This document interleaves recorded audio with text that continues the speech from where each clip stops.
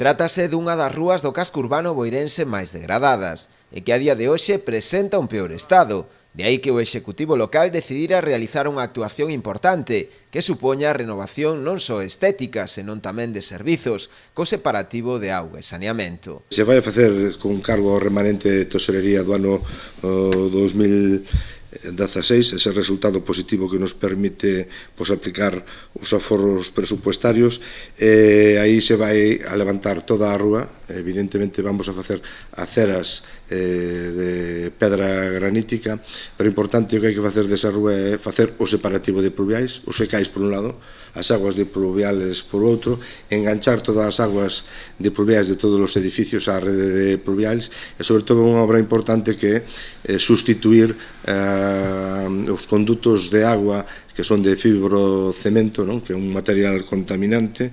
Con isto quero dicir que xa levamos preto de 12 km de fibrocemento retirado de Boiro en distintas actuacións. A reforma virá a poñer fin definitivo tamén aos fallos existentes na rede de sumidoiros e ás continuas roturas nas tubaxes da rede de abastecemento de auga.